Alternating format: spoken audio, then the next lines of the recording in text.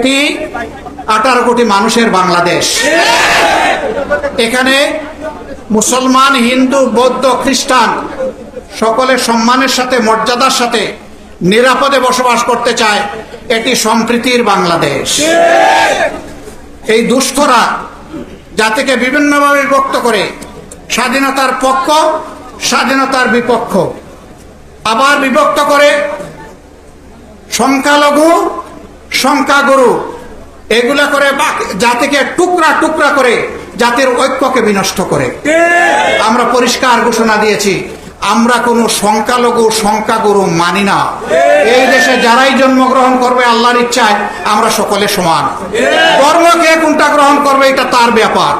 আরেকজনের উপর ধর্মীয় ব্যাপারে আমার জোর জবরদস্তি করার কোনো অধিকার আমাদের নেই। আমরা ইজ্জতের সাথে তাদেরকেও বুকে ধারণ করে আমরা এই দেশে বসবাস করতে চাই।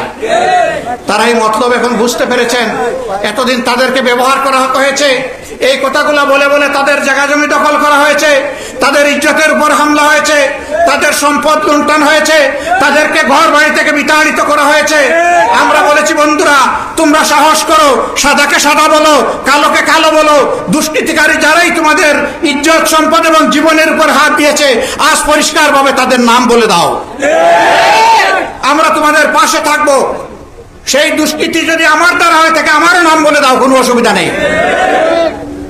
আর যতদিন পর্যন্ত আপনারা সাহস করে সাদাকে সাদা বলবেন না, কালোকে কালো বলবেন না, একজনের দোষ আরেকজনের গাড়ে চাপানো হবে, ততদিন পর্যন্ত দুষ্কৃতিকারীরা তাদের দুষ্কর্ম বন্ধ করবে না। আমরা তাদেরকে মোবারকবাদ জানাই। তারা এখন বুঝতে পেরেছেন। তারা এখন দ্ব্যর্থহীন কণ্ঠে ঘোষণা দেন যে আমরা শান্তিতে আছি, কোন দেশ যেন আমাদের শান্তি বিনষ্ট না করে। সম্মানিত ভাইরা, 5 তারিখ সরকার বিদায় নিয়েছে। জোর জুলুম যা করেছে, পাওনা কিছু পেয়েছে। আল্লাহ আরো তাদের কপালে যা রেখেছেন তা। প্রতিহিংসা থেকে প্রতিহিংসার আগুন জ্বলে সমাজকে সারকার করে দেয়। আমরা এই কাজ করব না। আমরা কারো ইজ্জতের উপরে হাত দিব না।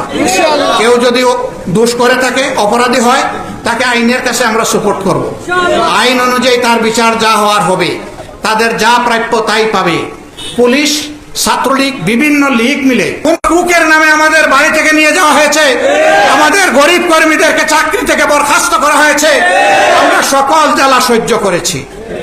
যদি কারো প্রতিশোধ নিতে হয় তাহলে সেই দলটির অধিকার, সেই দলটির নাম বাংলাদেশ জামাত ইসলামী। তো আমরা ঘোষণা দিচ্ছি, আমরা প্রতিশোধ নেব না। আমরা যদি প্রতিশোধ না নেই তাহলে আর কার প্রতিশোধ নেওয়ার অধিকার আছে? আর তো কেউ আমাদের মতো ক্ষতিগ্রস্ত হননি। ধৈর্য ধরুন, শান্ত থাকুন, দেশকে ভালোবাসুন, আল্লাহকে ভয় করুন। মানুষের ইজ্জত, সম্পদ, জীবন নিয়ে টানাটানি কেউ করবেন না।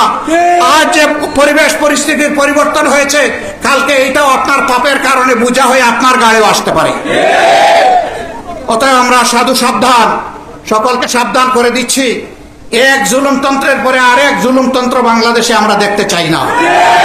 আমরা একটা শান্তিপূর্ণ বাংলাদেশ দেখতে চাই, একটা ইনসাফের বাংলাদেশ দেখতে চাই, একটা মর্যাদার বাংলাদেশ দেখতে চাই, একটা উন্নয়নের বাংলাদেশ দেখতে চাই এবং বিশ্বের দরবারে বুক ফুলিয়ে আমরা পরিচয় দিতে চাই আমি একজন বাংলাদেশী। এই জায়গায় আমরা দেশকে নিতে, একটা সম্প্রীতির বাংলাদেশ গড়তে চাই।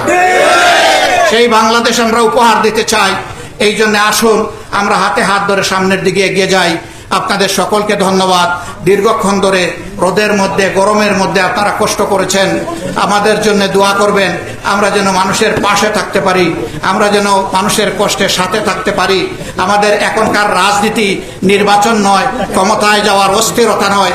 এখন আমাদের রাজনীতি সম্প্রতি আন্দোলনে শহীদ পরিবারের কাছে গিয়ে তাদের দোয়া নেওয়া, তাদেরকে সান্ত্বনা দেওয়া, আহতদের চিকিৎসা করা, বন্যা কবলিত মানুষের দুয়ারে দুয়ারে চলে যাওয়া, দেশে আইন শৃঙ্খলা পরিস্থিতিকে স্বাভাবিক করার জন্য অবদান রাখা।